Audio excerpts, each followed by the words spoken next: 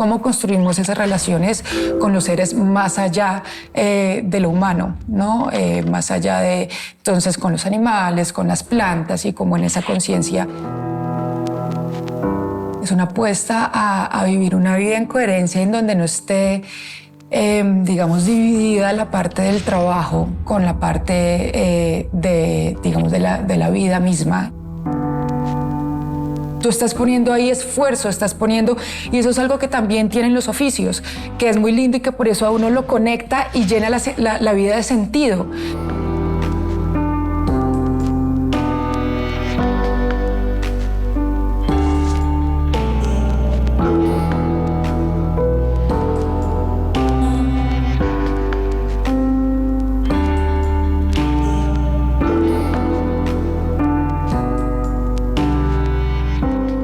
Hola, Vane, ¿cómo estás? Bien, Salva, gracias. Bueno, pues lo primero que te quiero preguntar sin más rodeos es sobre esta disciplina que nos acabas de mostrar, que es el yoga, y pues todo lo que eso puede significar en la totalidad de tu vida, no solamente en tu trabajo artístico, sino en tu cotidianidad. Nada, si quieres cuéntame en qué consiste y qué te aporta y por qué ese llamado a practicarla. Bueno, el yoga es como yo siempre comienzo mi día, siempre buscando un momento pues como de aterrizar, ¿no? De aterrizar, de conectar con el cuerpo y de empezar el día de esa forma, de empezar el día conectando con el cuerpo y saliéndose un poco como del espacio de la mente, de pensar en lo que pasó el día anterior, de pensar en lo que tengo que hacer hoy, ¿no? Que uno a veces se levanta como en eso y como en este tema de la productividad, de qué hay que hacer. Entonces es más como buscando ese momento de presencia, de conexión. Entonces eso es, pues empezar el día de esa manera es para mí importantísimo. Y el valor de la perseverancia, de ese avance casi imperceptible, en búsqueda también como de una excelencia, ¿no? Que es muy bonito.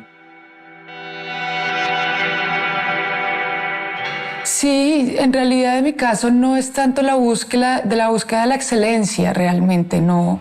Es más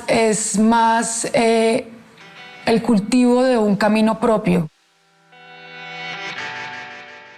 Esa conciencia corporal también se convierte en una conciencia de pronto espiritual. Sin duda, y para mí también es un espacio para conectar con lo sutil, precisamente, que es la respiración.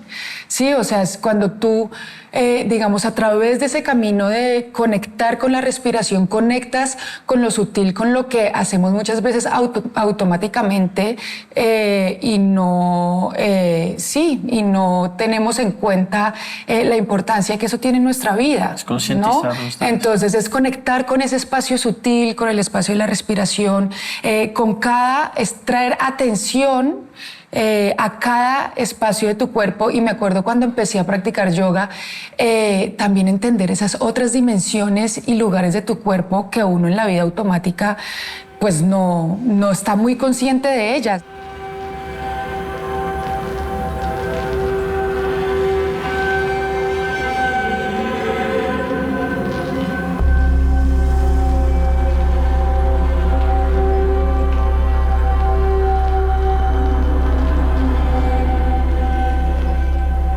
Todo lo que has dicho se podría aplicar también de una manera para describir, por ejemplo, el oficio del tejido, del telar y como esos pasos y esos tiempos.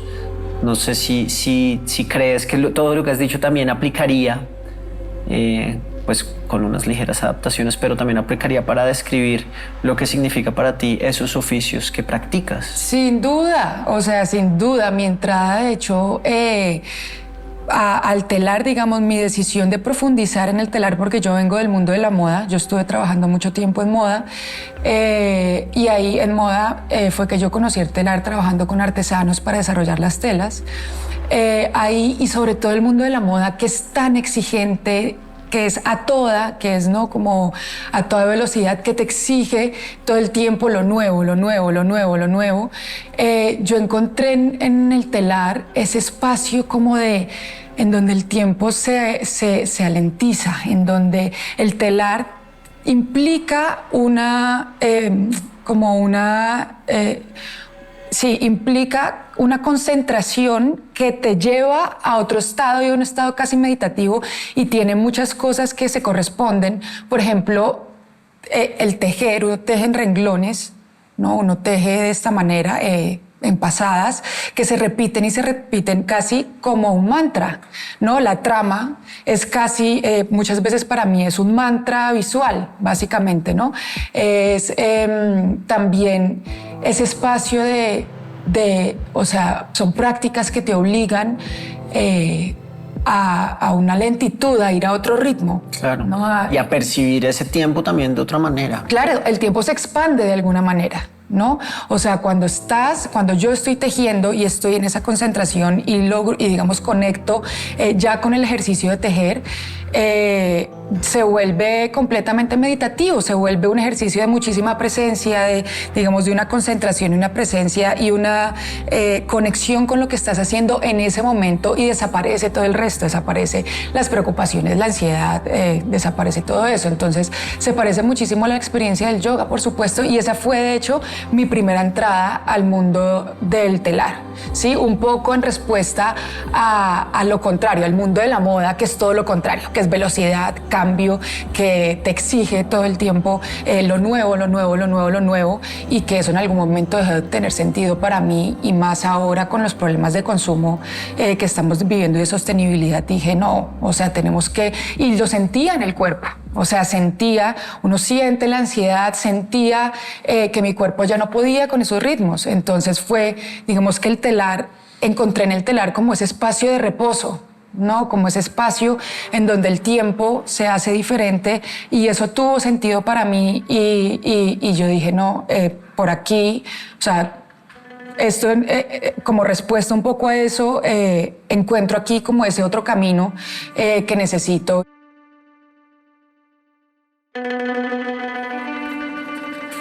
¿Hace cuánto se conocen ustedes?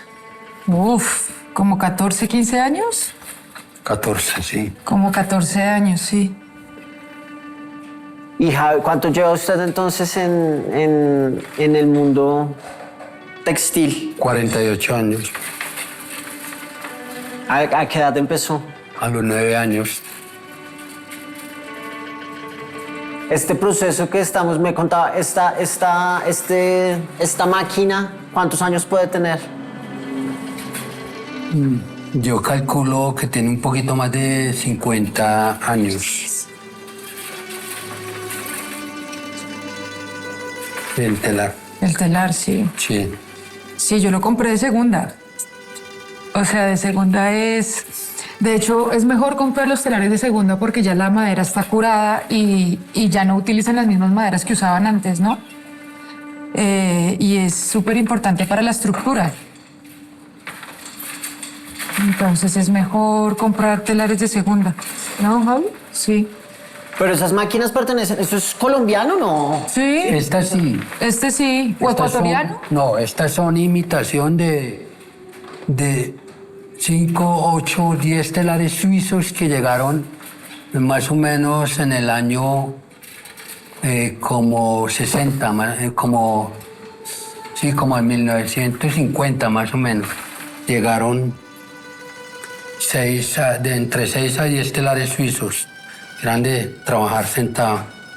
Por eso, pero entonces la máquina es, o sea, el funcionamiento y el diseño de la máquina es de origen europeo. Es suizo. El diseño. Digamos que sí. Desde el punto de vista funcional, sí. Pero aquí es el señor que hizo los primeros telares en Colombia hace como 70 años, digamos que copió un poco eso, solo que transformó un poquito la parte de adelante, la parte donde van el peine y los marcos para que uno pudiera trabajar parado. Tiene las dos opciones de trabajar sentado y parado.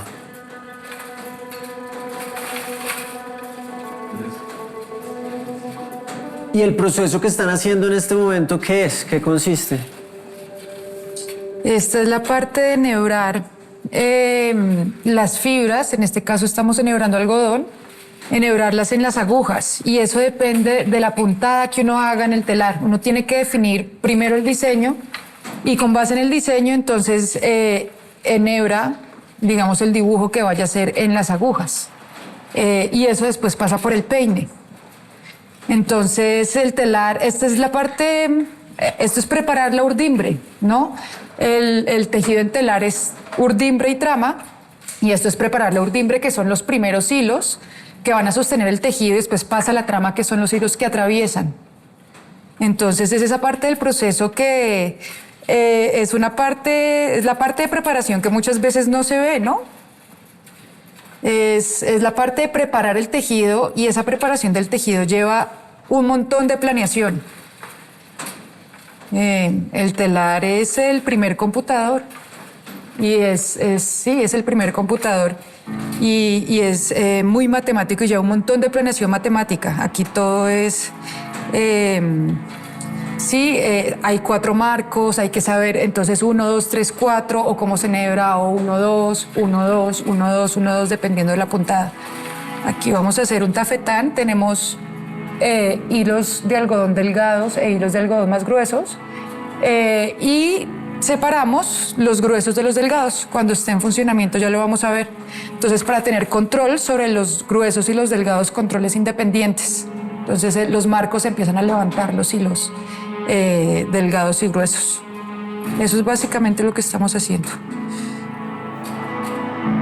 O sea, realmente sería esto como la programación del computador. Es la programación ¿Cómo del... lo van a hacer? Totalmente. Y hay esa máquina te da para hacer infinitas variedades de... No, son finitas. Son finitas. O sea, son finitas porque todas esas variables dependen. Aquí tenemos 4 marcos, eso va en aumento, 8 marcos, 16 marcos, 32 marcos, ¿no? Que te dan más posibilidades para jugar con los diseños. Aquí tenemos 4 marcos, yo quiero dejar este telar de 8 para tener muchas más posibilidades y control sobre los diseños, ¿no? Sí, eso es, digamos, una de las variables con las cuales juegas en el tejido. El tejido tiene muchas variables, el tipo de fibra, qué tan gruesa es la fibra, qué puntada vas a hacer, cómo lo vas a enhebrar, si le vas a dejar espacios o no le vas a dejar espacios. Ahorita en la enhebrada, entonces lo vemos. Todas esas son decisiones de diseño que tienes que tomar antes del montaje, ¿sí? Y después de que ya se hace el montaje, uno puede, dependiendo del control que tenga sobre los hilos, empezar a experimentar y diseñar sobre eso.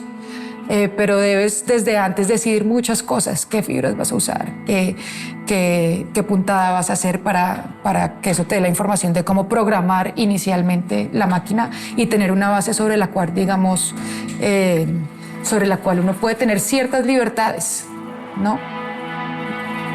¿Cierto? Sí. ¿Usted considera? Yo creo que, pero volvemos a algo que habíamos hablado esta mañana con Vanessa, pero lindo preguntárselo a usted. No sé si el valor de la paciencia, ¿no? No desesperarse.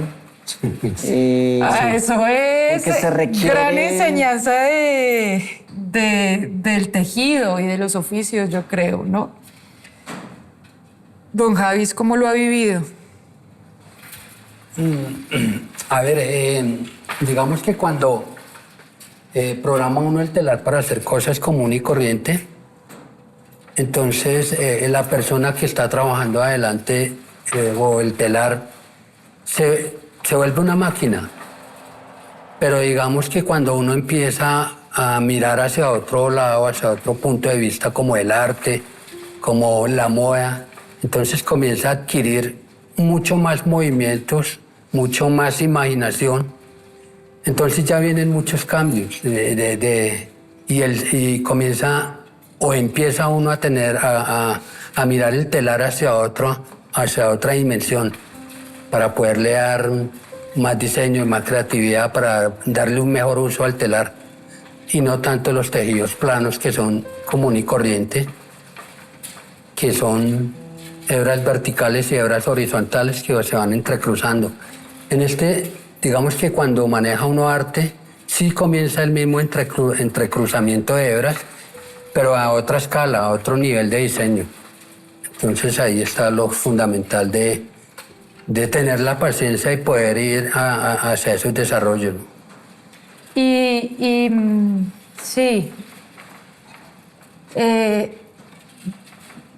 yo creo que o sea, uno, el telar te obliga a procesos que obligatoriamente tienes que parar, ¿no? Lo que hablábamos esta mañana, digamos, este es un proceso en donde, pues, hay que hacer lo que hay que hacer y en donde la repetición se vuelve casi como ese mantra, ¿no? Como enhebrar los hilos 1, 2, 1, 2, 1, 2, 1, 2. Se vuelve casi como un mantra y como en esa repetición, digamos, la energía cambia, ¿no? A mí me pasa mucho a veces cuando llego a trabajar con don Javi, llego de afuera, de comprar materiales, no sé qué, como de todo ese universo, y llego y me siento y cambia la energía totalmente y es esa como apertura del tiempo-espacio de la que hablábamos, ¿no? Uno conecta con otro ritmo y está obligado a conectar con otro ritmo y eso inevitablemente te lleva a otro lugar. Y la clave está en la paciencia. Si tú lo haces con esa entrega, ¿no? Como con la entrega de esto es lo que tengo que hacer y me enfoco en esto, no. Y abres el espacio para eso, que es como algo también de lo que hablábamos esta mañana, que como que en medio de toda esa velocidad en la que vivimos y todo ese montón de información, uno debe abrir los espacios para estar, ¿no? Porque si sigues en ese ritmo es como, no puedes enhebrar. Sí, y eso lo siente el tejido, ¿no? Y eso le pasa a uno como tejedor, que uno muchas veces llega y quiere tejer y se le rompen los hilos, no le funciona porque llega con una energía muy fuerte y los hilos, que eso es algo muy bello del tejido, son muy sensibles. Sí, eso es algo, los hilos, las fibras absorben absorben la energía de quien las maneja o la energía de donde crecen, ¿no? O sea, los árboles se van acomodando y van creciendo dependiendo del ambiente y del entorno y eso pasa un poco también con los hilos, ¿no, Javi? Como los hilos sienten o resienten muchas veces la energía con la que se les trata y ahí está la clave de la paciencia precisamente y si no se rompen, por ejemplo. Muchas veces, y en eso Javier es un maestro. Yo muchas veces me desespero y es como, no, esto, don Javi, hágale. Porque así como, sí, tejer muchas veces también es desenredar. O sea, así como escribir muchas veces es borrar, tejer muchas veces es desenredar, ¿no? Y uno muchas veces también es como que está listo para tejer y no, y se te enredan los hilos, llegaste, y es una enseñanza de todo con cuidado, con calma, porque si no es peor el nudo. Sí, ¿no? claro. Si no es peor el nudo. Entonces, sí, creo que hablando de la paciencia, como la clave para que se te abra ese, o la llave de la apertura de ese otro tiempo-espacio, es la paciencia, sin duda. O sea, no hay de otra, es abrir, la paciencia es la que te permite abrir el espacio para que otra temporalidad suceda, ¿sí? Y eso es una gran enseñanza del telar y como hablábamos esta mañana, esa fue sin duda como mi entrada al mundo del tejido, o sea, como respuesta un poco de todo lo contrario, ¿no? Como respuesta como respuesta a el mundo de la moda del que venía, ¿no? Que es como que es todo el tiempo dale, produzca así a toda velocidad. Pues encontrar, digamos, esa otra temporalidad en el telar y como permitirme conectar con eso fue lo que yo dije, no, esto es lo que yo necesito. O sea, esto es como lo que estoy buscando un poco como lo que sí, como no sé si la respuesta, pero sin duda otro camino con otra temporalidad que tiene mucho más sentido para mí y que sí responde, digamos, a ese otro universo que no es solamente la moda en el que vivimos todo el tiempo.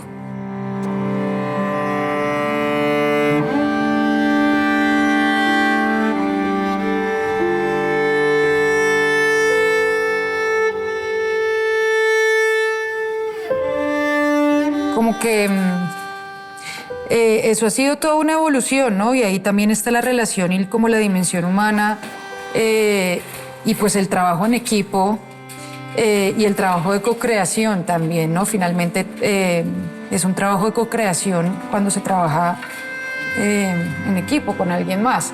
Y es algo que ha evolucionado desde la primera vez que llegamos que nos conocimos hace 14 años y que empezamos trabajando en moda y que pues ha evolucionado ya al campo del arte, ¿no? Es una relación que ha evolucionado. ¿Cómo lo ha vivido don Javi?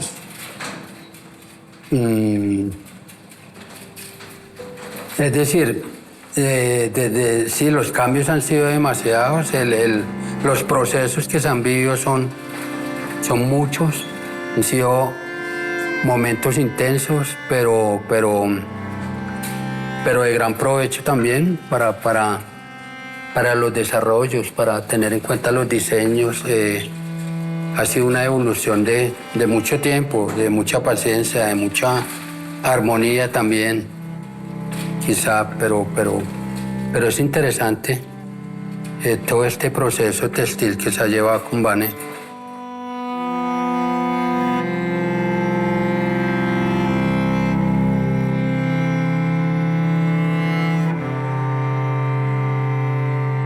Y pues sí, esa fue como la Ese entrada. momento, sí, cuando el tiempo se percibe o se vive de otra forma y se dilata o se expande, como decías, es un momento, bueno, en el que sí, como el viaje divino, en el que uno está concentrado a partir de herramientas, puede ser la concentración de un telar, la meditación o la práctica físico-espiritual del yoga. Pero cuando es en la práctica artística, en el ejercicio creativo material, surge algo que es la imagen. Así sean tus telares, pues surge una imagen. Para mí esa imagen puede ser una fotografía o un registro de ese viaje interior. Tú lo ves así, o sea, cuando estás viajando para encontrar esa cosa que ese producto, sí, por llamarlo de alguna manera, de ese viaje, algo que te traes en la mochila de ese viaje, tú lo verías un poco así, o sea, como requieres sí, hacer esa travesía interna, como decías, cuando cierras los ojos, para sacar de ahí pues las cosas que como artista presentas. Sí, para mí, digamos, ese espacio de la mañana es un espacio que yo abro precisamente para esa conexión personal y muchas veces en esa práctica y en la práctica meditativa uno queda con algunas reflexiones que para el trabajo y para la obra artística que por supuesto, digamos, llegan en ese momento de conexión interior y que yo tengo un cuadernito al lado y voy escribiendo y son ideas que después voy desarrollando.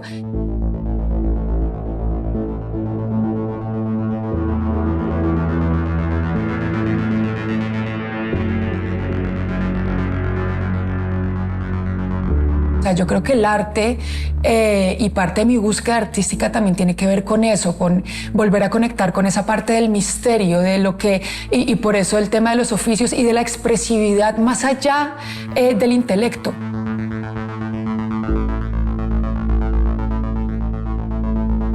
Venimos como de todo, pues de toda esta ola de arte conceptual que me parece que solamente ha alejado un poco, ha deshumanizado, pues no sé si deshumanizado, pero sí alejado el arte de la sensibilidad que nos explica del misterio, de la expresividad misma, ¿no?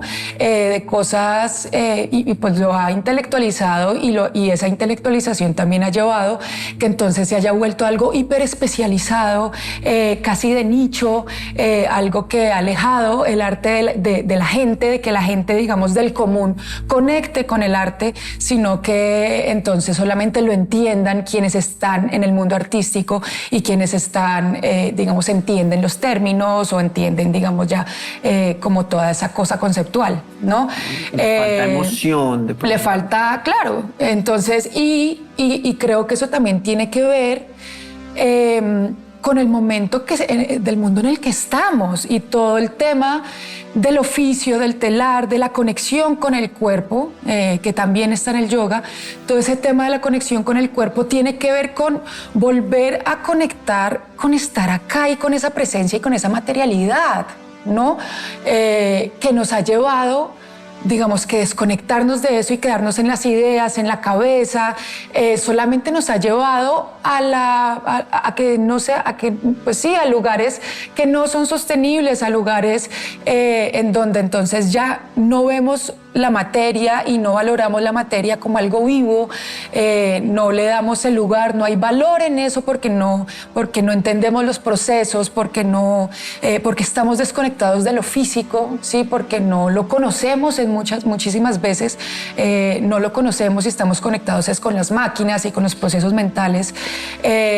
Y eso pues nos ha llevado a problemas tan graves de sostenibilidad, a perder la conexión con la naturaleza y verla solamente como un elemento de consumo, como un insumo para productos que vamos a consumir, productos que no sabemos de dónde vienen, productos que no sabemos cómo están hechos, que no sabemos el trabajo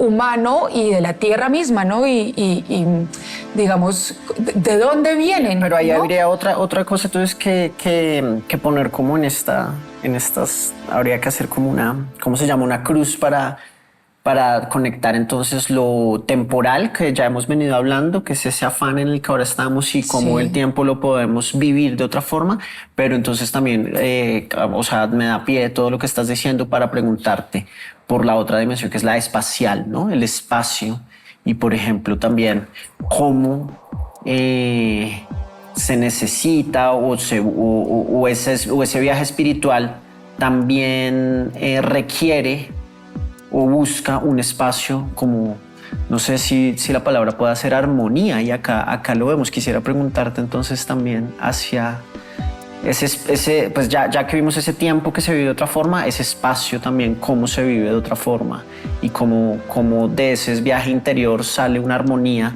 en la cual se ordena el lugar en el que se habita. Entonces quiero preguntarte por este espacio y que me lo empieces como a describir energéticamente y nos puedes contar su historia y todo. Sí, bueno, pues esta es mi casa, es una casa taller y también es una apuesta, digamos, en esa búsqueda, es una apuesta a vivir una vida en coherencia en donde no esté, digamos, dividida la parte del trabajo con la parte digamos, de la vida misma y de la intimidad, ¿no? Entonces, esta es la parte como donde yo vivo y si ves, pues hablabas de una armonía, yo lo veo más como una austeridad o un espacio pues muy limpio, ¿no? Donde también el ojo descansa, donde no hay muchas cosas precisamente para que haya lugar y haya espacio para descansar. El hecho también de cuidar y de darle un lugar muy importante en este espacio a las plantas, siento que también es algo que le otorga, pues no, algo que dice mucho de tu estilo de vida y de esa energía femenina que se contiene en tu ser.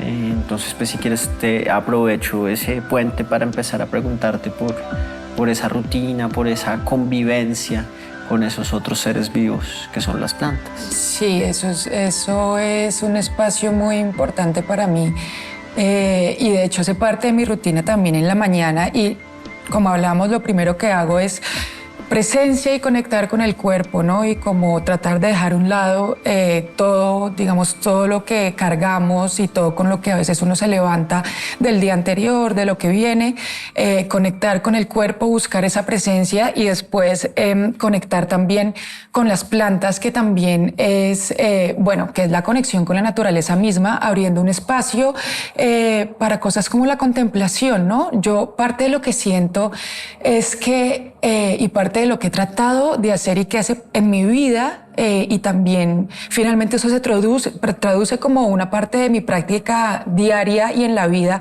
y que se traduce en mi obra, por supuesto, es abrir espacio, como que yo siento que la vida se nos ha vuelto llena de información y de alguna forma muy violenta, ¿no? Como que uno sale al mundo y es información, ruido, ¿no? Todo esto, y donde ha quedado los espacios que nos conectan con lo sutil, con la contemplación, por ejemplo, con la contemplación y esa búsqueda de la belleza ¿no? y esos otros ritmos que son los ritmos de la tierra, ¿no? que son ritmos más suaves, que no son los ritmos de la máquina, ¿no? Entonces, el espacio con las plantas es, digamos, abrir un espacio para eso también. Es muy bello ver cómo, digamos, todo va creciendo y cómo va teniendo forma y la lógica y la inteligencia de la naturaleza y llenarse de eso también, que solamente a través de la observación y de la conexión con lo sutil, que es algo que no se puede explicar, abrir ese espacio para ese aprendizaje también, el tema del cuidado y claro, es devolverle, para mí también es algo de cuidar y devolverle la tierra que tanto nos da. Es también una relación de reciprocidad con la tierra.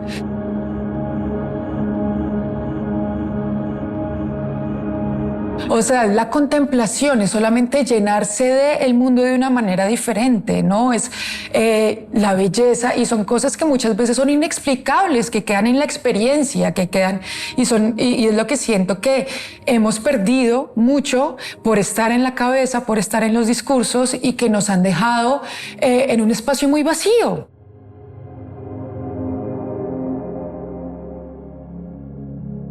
Tú estás poniendo ahí esfuerzo, estás poniendo, y eso es algo que también tienen los oficios, que es muy lindo y que por eso a uno lo conecta y llena la vida de sentido. Empieza a llenar la vida de sentidos de a poco, porque llena tu vida de significado, porque ahí estás poniendo esfuerzo, cuidado, que finalmente no es más que amor también. Y estamos acostumbrados a pensar que las relaciones muchas veces es con las personas, ¿no? Pero entonces, ¿cómo construimos esas relaciones? Hemos perdido la relación con la tierra o con la naturaleza, ¿no? Entonces, ¿cómo construimos esas relaciones con los seres más allá de lo humano, ¿no? Más allá de, entonces, con los animales, con las plantas y como en esa conciencia.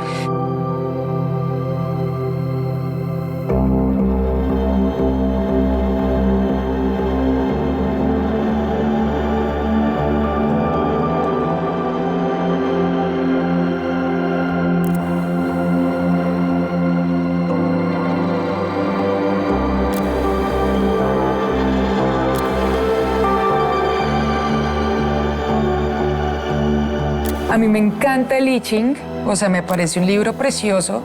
Se llama El libro de las mutaciones y básicamente a mí me parece muy sabio porque finalmente habla sobre lo esencial en la vida, que es el cambio, ¿no? Y de cómo afrontar el cambio y algo que nos cuesta tanto, ¿no?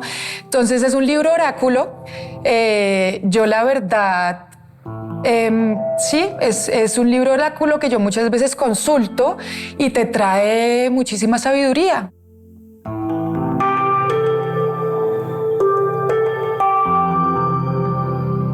Podemos tirar las monedas si quieres. Me encantaría. ¿Te lo leo? Feliz. Listo, chévere.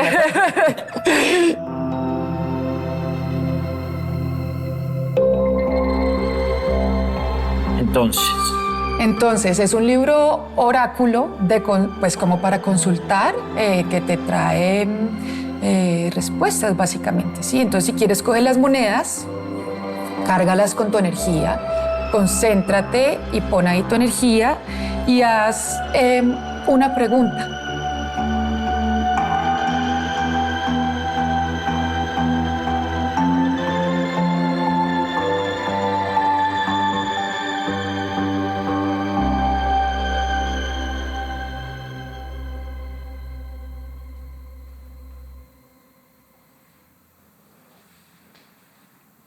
Listo. Agita las monedas y las vas a tirar 6 veces. ¿Acá? Sí, donde caigan libres.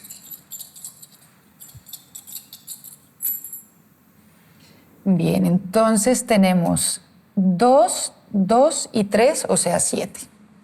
Entonces 7 es línea continua. Listo, tíralas otra vez.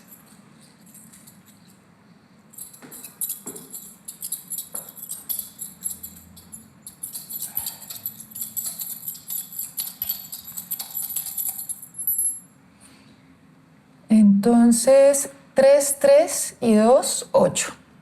línea discontinua. Listo. Otra vez.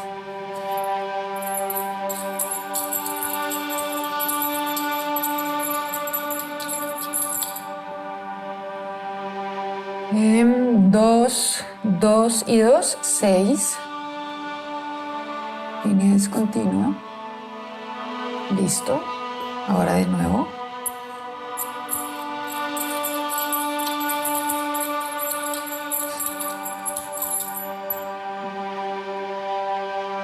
Cuatro, 7.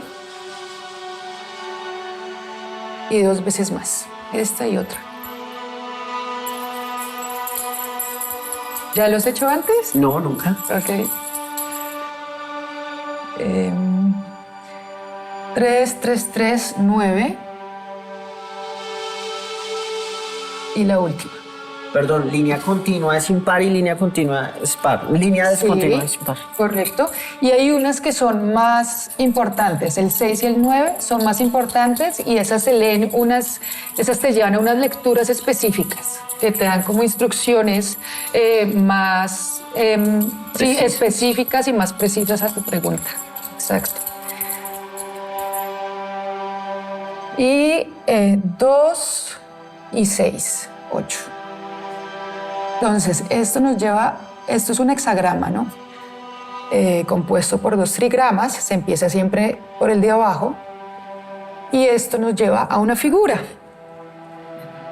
Entonces buscamos la figura y todas las figuras están conectadas con elementos de la tierra o con figuras naturales, como la montaña, el trueno, el agua. Entonces aquí buscamos la figura, es continua, discontinua, discontinua, o sea, esta, continua, discontinua, discontinua, o sea, Chen. Y la de arriba es continua, continua, discontinua. Esta, Tui. Listo. Entonces nos lleva a la figura 17. Chen. No, sí, correcto. Chen y Tui, figura 17.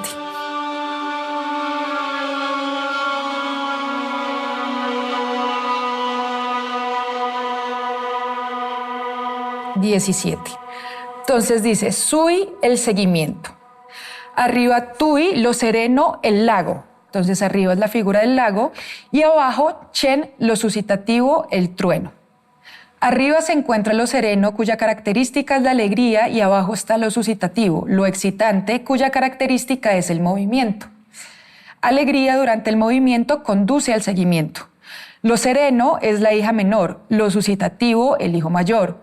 Un hombre ya mayor se coloca por debajo de una muchacha joven y tiene consideración para con ella. De este modo la mueve el seguimiento a la sucesión. El dictamen. El seguimiento tiene elevado éxito, es propicia la perseverancia, no hay defecto. Entonces aquí viene, digamos que aquí lo primero es como una explicación de la imagen poética, y es básicamente el trueno, que es lo suscitativo, por debajo, que sube a través del lago, que está arriba, que es lo sereno, ¿no? Entonces te habla de que la alegría viene un poco de ese movimiento que viene del trueno a través de lo sereno, ¿no? Empieza diciendo un poco eso. A fin de obtener seguimiento, hace falta un primer lugar que uno sepa adaptarse. Únicamente mediante el servicio llega uno a dominar, pues únicamente así se logra el consentimiento alegre y sereno de los de abajo, indispensable para el seguimiento.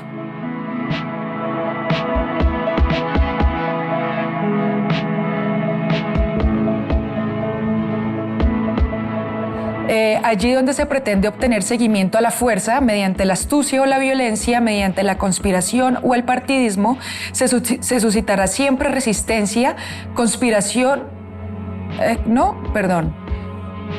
Mediante la conspiración o el partidismo se suscitará siempre resistencia que impedirá un seguimiento solícito y voluntario.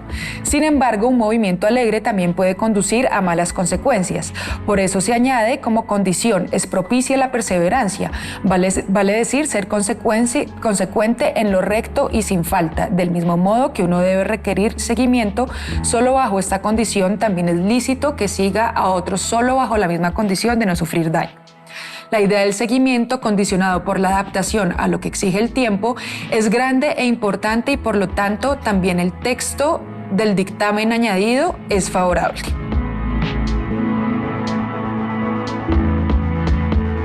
Es muy bello porque es finalmente encontrar un montón de significado y ver como esa reciprocidad también, como mejor dicho, la observación de la naturaleza que nos lleva también a entender cosas en nosotros mismos, ¿no? Entonces son figuras naturales siempre que nos llevan a reflexionar y aprender sobre nosotros mismos, básicamente.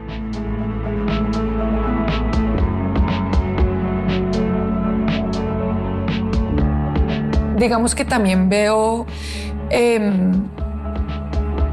no sé, o sea, yo, digamos, en parte en las obras que yo tengo, que son como unas manchas, ¿no? Que hay las de blanco y negro, que son como unas manchas, que son unas manchas como un poco abstractas. Tiene que ver con eso también, con qué te dice, o sea, con ser espejo finalmente, ¿no? Y como la naturaleza o cualquier cosa, si uno está conectado, es un espejo de uno mismo. Es como que cuando no hay nada literal, ¿no? Cuando no, digamos, cuando se abre la poesía, cuando se abre la abstracción, finalmente lo que tú ves es reflejo de lo que hay en ti también.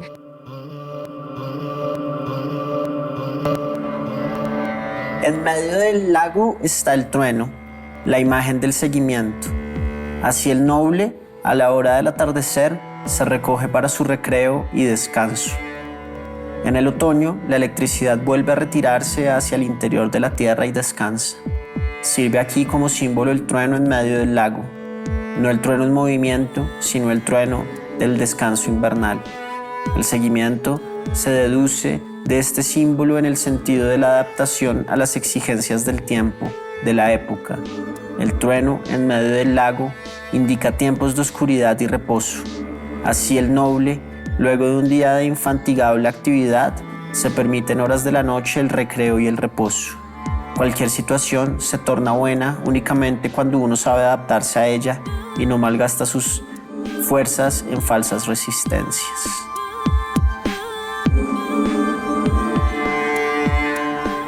Uno, dos, en la tercera línea, el 6. Entonces, 6 en el tercer puesto significa: si uno adhiere al hombre fuerte, pierde al varoncito. Mediante el seguimiento encuentra uno lo que busca. Es propicio mantener perseverante. Es decir, si uno ha encontrado la conexión de vida con gente valiosa, es natural que como consecuencia experimente ciertas pérdidas. Es necesario separarse de lo inferior de lo superficial. Sin embargo, uno se sentirá satisfecho en su fuero íntimo al haber hallado aquello que busca y necesita para fomentar la evolución de su personalidad. Lo único que hace falta es permanecer firme. Uno debe saber lo que quiere y no dejarse confundir y extraviar por inclinaciones del momento. Entonces, por eso se llama, pues yo lo conecto también con el tema del libro de las mutaciones, porque es finalmente el movimiento constante de la vida y lo que, digamos, lo que eso implica en nosotros. Aquí te habla del desapego, o sea, de que para llegar a otros lugares debes dejar morir, o digamos, lugares anteriores, ¿no? Y que siempre en tu vida esté guiada por las razones correctas.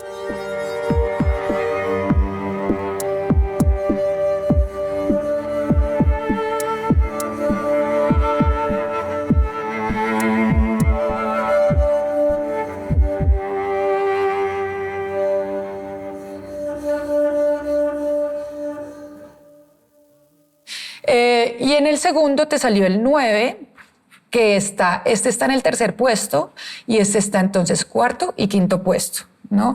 Entonces 9 en el quinto puesto significa verdaderamente en el bien, ventura. Entonces él ahí te dice que pues te habla positivamente, te dice como a la pregunta que hiciste, ventura, como te hace un buen augurio, digamos, ¿no? Todo hombre debe tener algo a lo cual seguir, algo que te sirva de estrella orientadora. Quien con convicción va en pos de lo bello y lo bueno podrá sentirse fortalecido por esta sentencia. Entonces, que finalmente también es la búsqueda artística, y creo que una búsqueda que se ha perdido mucho, y es la búsqueda por lo bello. ¿Qué es lo bello? Preguntarse lo bello. ¿Qué es la belleza? Más allá de tanto pensamiento y de cargarlo con tantos discursos políticos, en fin, finalmente es como ¿dónde está lo bello? ¿No? Como... ¿Y dónde está? ¿Dónde lo ves tú? ¿Dónde está? Yo siento... La contemplación para mí es súper importante. En la búsqueda de lo bello toca abrir esos espacios.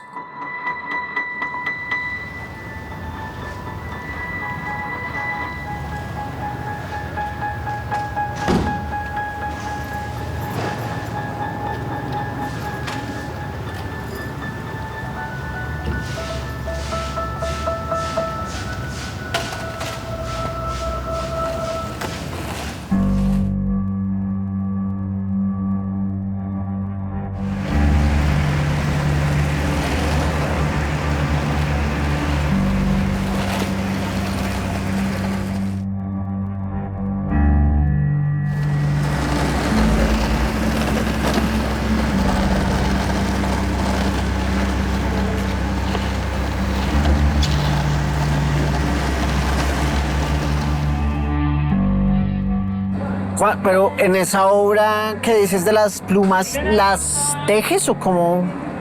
Sí, quiero hacer o sea, hasta ahora inicialmente las estoy recolectando, como solamente también ese gesto de, una vez más, del cuidado, ¿no? Esa relación con la naturaleza, de como esos gestos significativos. Entonces, como para mí, digamos, tiene que ver con sostener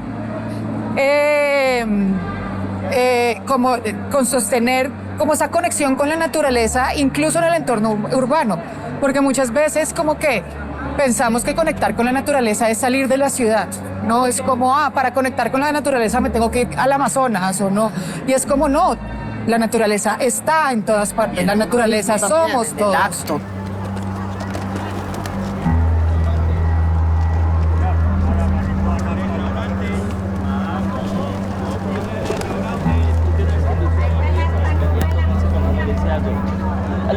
Es como no, si quieres conectar con la naturaleza está en todas partes, y creo que parte de empezar con eso es ser coherentes. Es como la naturaleza está en la ciudad, es cuestión de observar dónde está la naturaleza, cómo conecto, cómo genero una relación significativa con la naturaleza en el entorno donde yo esté, porque todos somos naturaleza es todo.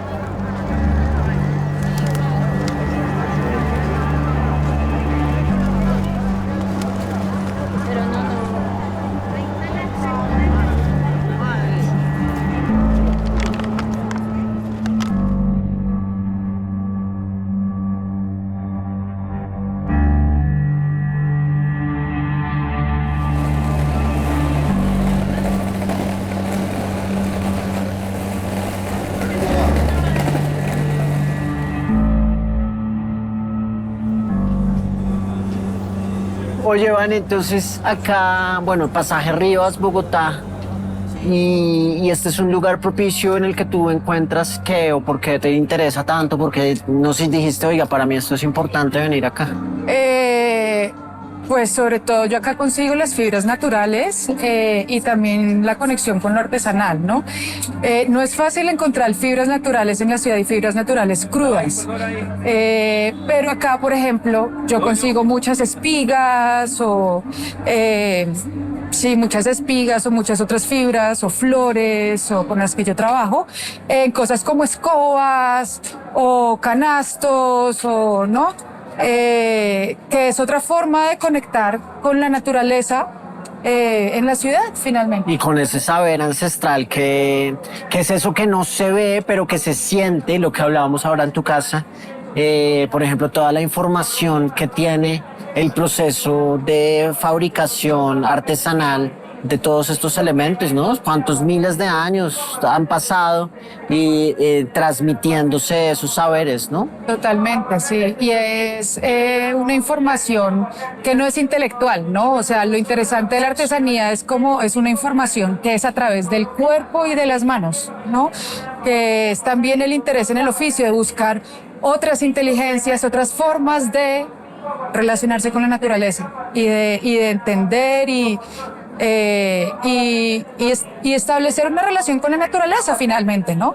Y en la artesanía finalmente para poder trabajarla también se necesita cuidado, o sea, no puedes destruir la naturaleza, no puedes, tienes que saber tratar las fibras, debes tener lo que tú dices, un conocimiento aprendido que viene de la observación de lo natural, de la observación del mundo, no de una aproximación que es más cómo me adapto. Esta fibra funciona de esta manera, esta fibra se mueve de esta manera, responde a estos procesos.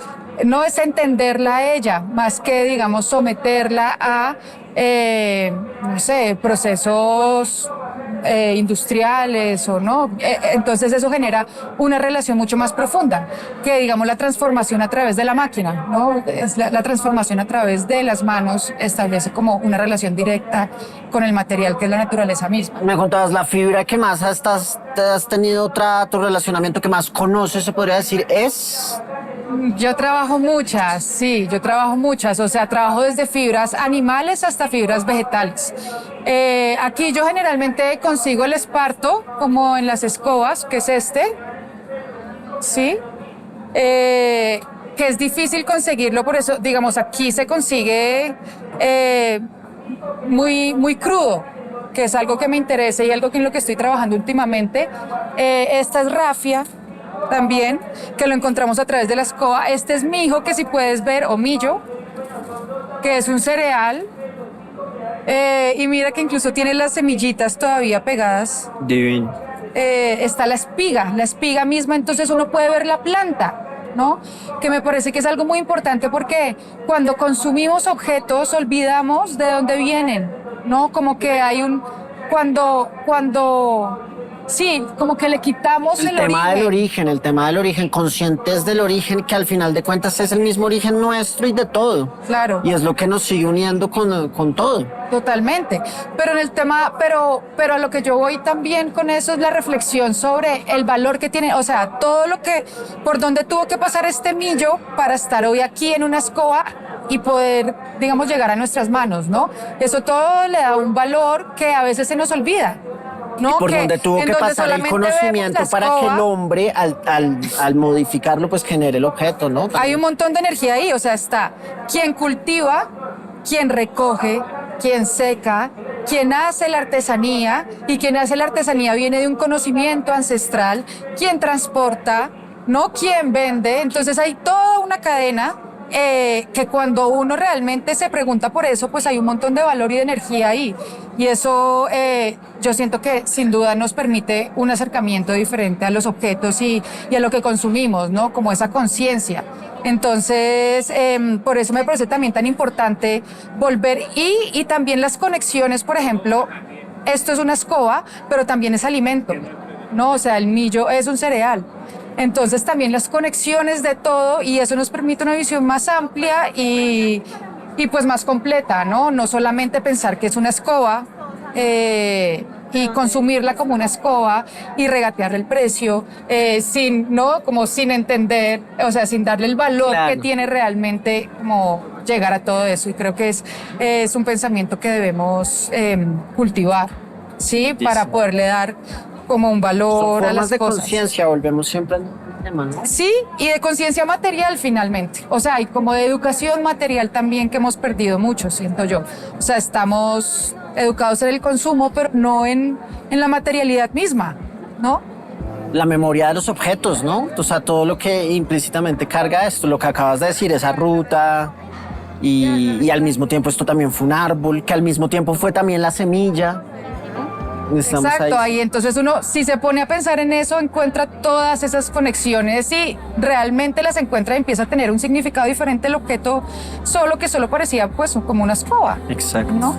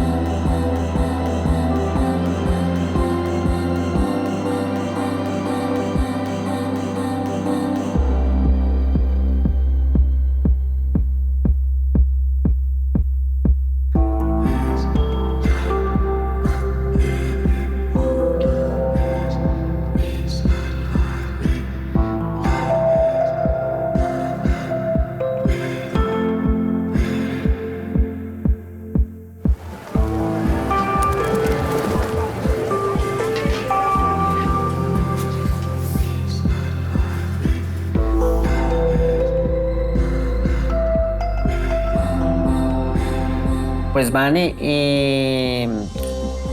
pues ha sido, creo que una charla otra vez donde se dilata el tiempo y donde se expande el tiempo y donde perdemos ese enemigo que es esa vocecita, que es el afán o que es la rentabilidad y ha sido un espacio en el que nos hemos permitido vivir el tiempo o habitar el tiempo de otra manera. Pues no, voy a agradecerte y a decirte que este programa pues está dedicado a compartirlo a un público, todas estas formas de vida que nos indican que a veces hay otras prioridades más allá de lo que estamos acostumbrados a recibir en ese bombardeo de información. Así que bueno, mil gracias, y acá en tu casa, como siempre digo, te decimos que este programa es tu casa. Bueno, gracias, Álvate, mil gracias. ¿Listo?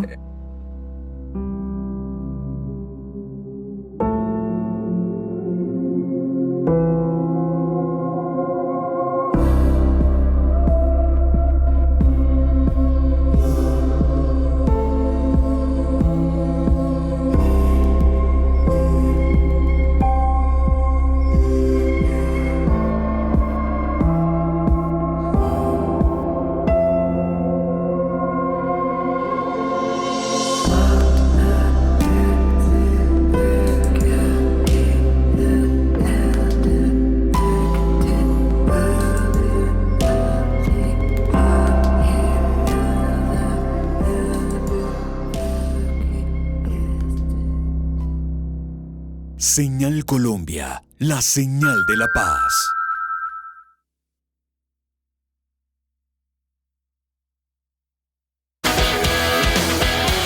Ministerio TIC,